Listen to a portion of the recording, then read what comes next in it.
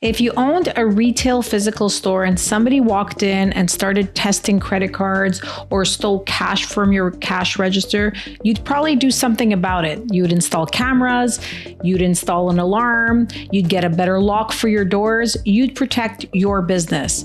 But many online businesses leave their payment processing environment completely exposed, and fraudsters know about it. One of the most common forms of online payment fraud today is called a card testing attack. Fraudsters obtain stolen credit card numbers and use websites with weak fraud controls to determine which cards are active. Now, the scary part about this is that many online business owners don't even know what's happening until they start seeing tons of chargebacks, fraud alerts, processor warnings, fines from Visa, or even get into a Visa or MasterCard monitoring program. And contrary to what many business owners believe, fraud prevention is not your payment processor's responsibility, it's yours. Today, I'm going to show you exactly how fraudsters test stolen credit cards on e-commerce websites and online businesses in general, and the fraud prevention tools every online business should be using to protect their merchant account and their payment processing environment. Hi, I'm Maria Sparagus. I'm the founder of DirectPayNet. For the last 17 years, I've worked with online businesses and I've helped them manage payment processing, merchant accounts, chargebacks, fraud prevention, and risk management in general. Because my company manages merchant accounts for businesses across dozens of industries, I get to see fraud patterns, chargeback trends, card testing attacks, and payment fraud activity that most business owners never get to see.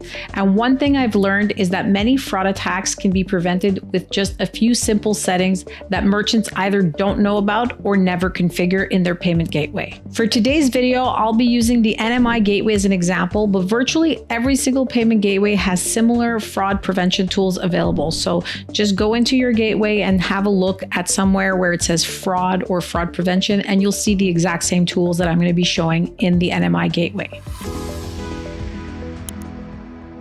Now let's jump in. So before we even get started with fraud filters, let's start with something basic, and that is two-factor authentication. I can't tell you how many merchants still don't have two-factor authentication enabled in their payment gateway. Think about what your gateway controls: transactions, customer data, your sales reporting, your payment settings. Yet many businesses protect all of that with nothing more than a password. The first thing I recommend is enabling two-factor authentication for every single user who has access to your gateway.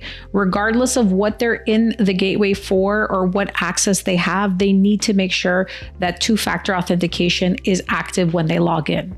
It's one of the simplest and most important security improvements that you can make today. Now let's move into one of the most important fraud prevention tools available in almost every payment gateway. They're called velocity filters. If you're using NMI, you'll find them here. If you're using any other gateway, look for velocity rules, fraud filters, risk controls, or transaction monitoring.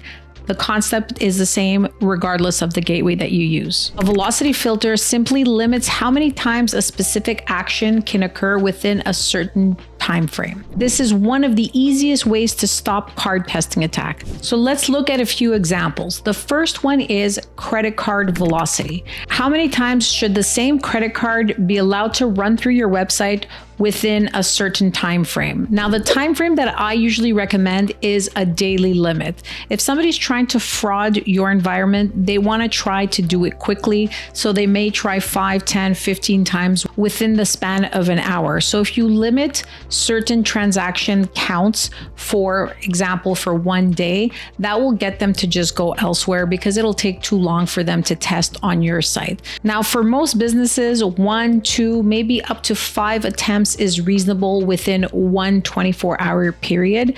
But for example, 10 attempts isn't. So if you see the same card being submitted repeatedly, that's often a major warning sign. If you're using NMI Payment Gateway, what you have to do is set a limit for the count of credit card transactions. You can also set a rule for how many attempted transactions versus how many successful transactions. And I would caution you to use both. So you want, for example, maximum time somebody can attempt a card within a day to be, let's say, 5 or 6. But you may say throughout my whole checkout process, somebody can buy 3 times. And the reason that I say that is because sometimes a card can have an issue. Maybe the customer hasn't paid off their balance and then they clear their balance. So you want to give them that opportunity. So make sure that you have attempted number of transactions and approved transaction set to whatever makes sense for your business model. Now, the next thing to remember is that there's a flag that says flag for review or deny transaction. Now, if you're in an environment where you're doing very large tickets and you want to have somebody manually have a look at these transactions to approve them one by one, then you can put flag for review. But for most online businesses that are just selling consumer products, you just have to decide whether you deny or you accept the transaction. So make sure that you choose deny transaction for whatever velocity rules you check. And one more quick tip about the credit card velocity, you can also do it by dollar amount. So for example, you can say, well, somebody can buy credits for your product or service and you don't know how many transactions that may be, but you wouldn't ever see a world where somebody would spend over $1,000 in a day or whatever the case is. So you can choose either or, but make sure you understand obviously what your business model is, what your typical customer behavior is, and that you configure as many rules as possible to prevent bad transactions or credit card testing from happening on your environment. Now, the next thing that you can look at is IP address velocity. So fraudsters frequently automate attacks from a single IP address. If I suddenly see 20 transactions coming from the same IP address within a few minutes, I want to know why. Legitimate customers don't normally behave that way, but fraudsters do. So you have to keep in mind to activate the IP velocity filters similarly to how you activate the credit card filters. So again, if you're using NMI Gateway, right down below the credit card filters, you can add some limits for IP address. Now, again, I would recommend to use the daily limits, maybe the monthly limits if that makes sense for your business.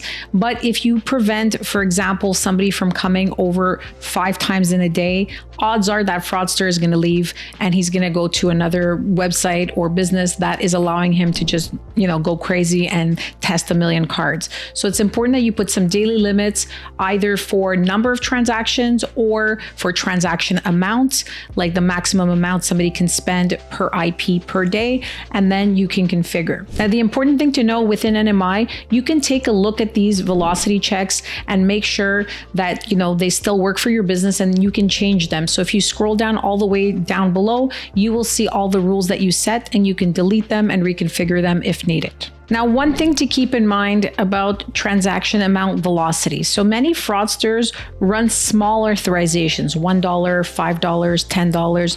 They're simply testing to see whether the stolen card is active. So if you look within your gateway, and specifically in NMI here, you can see that you can put an amount where if it's under that amount, then you won't accept it. So if, for example, all your transactions start at $50, then anybody trying to buy something for under $50 wouldn't make sense. So you can limit for transactions that are under a certain threshold and over a certain threshold. If you set limits around repeated small transactions, you can help stop these attacks before they become a bigger problem.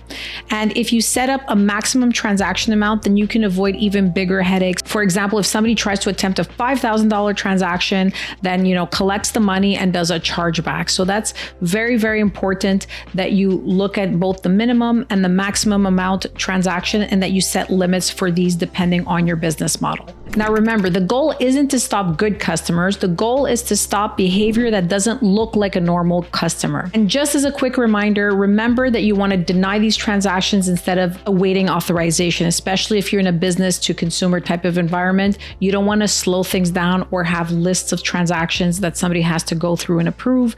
way after a customer has attempted a transaction. Now, the next thing we have to talk about is BIN monitoring. A BIN number is simply the first 6 digits of a credit card.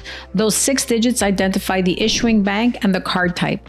When fraudsters are testing stolen cards, you'll often see multiple cards that come from the same BIN. And why is that? Because they frequently acquire batches of stolen cards from the same source. If I suddenly see dozens of cards from the same BIN being attempted, that's a major red flag. Adding BIN velocity rules can help identify card testing attacks a lot earlier. So let me show you how that looks like in your NMI gateway. It says if the first 6 digits match for X amount of transactions within 1 week, then you start declining.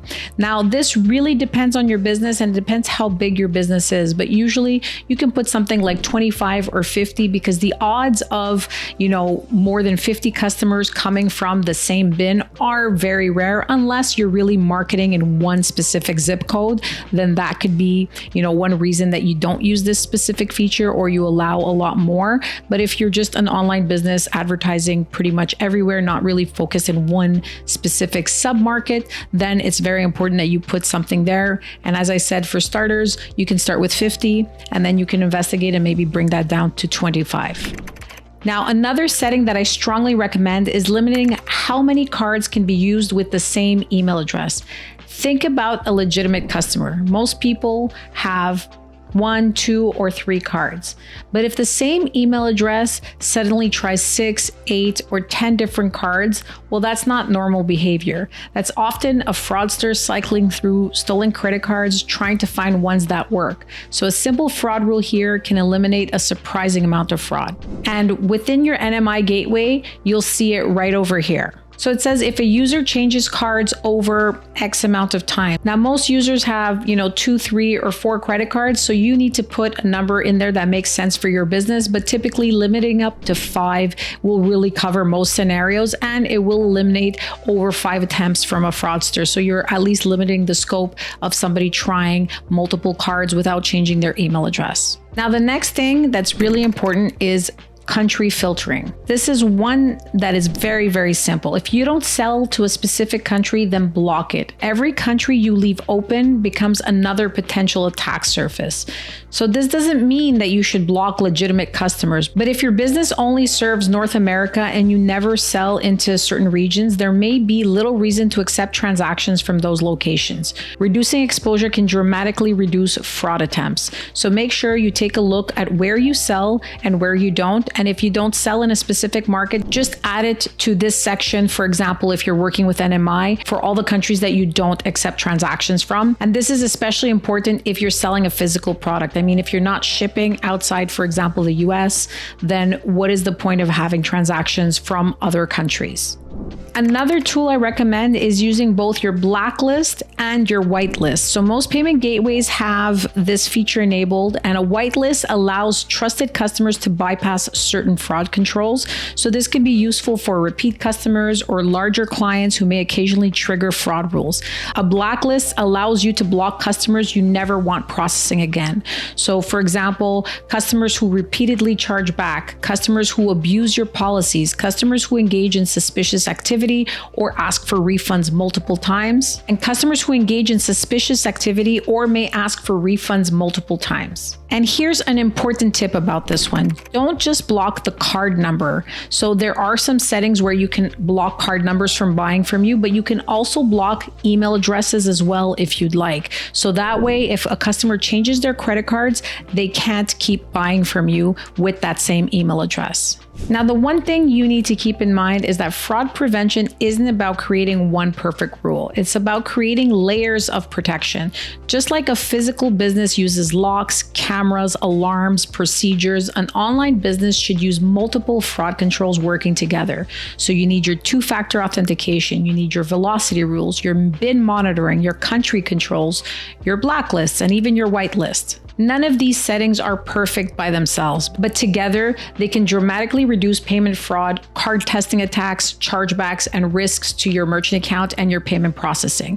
If you're using NMI, take 15 minutes after this video, review your settings. You may be surprised at how many of these protections you're currently not using. And keep in mind, what's available within your payment gateway is, again, just one layer. There are other things that you could do in your CRM and your shopping cart that may add extra layers of protection. And the one thing you really need to keep in mind is that it is your responsibility as an online business owner to protect your online store. If your environment gets infiltrated, your payment processor comes to you and blames you, and you may be getting fines for whatever fraudsters are doing in your environment. So take active steps to protect your store and make sure that you review these constantly as your business model changes. Now, if you found this video helpful, subscribe for more videos on payment processing, fraud prevention, chargeback reduction, and protecting your online business. Thanks so much for watching, and I'll see you in the next video.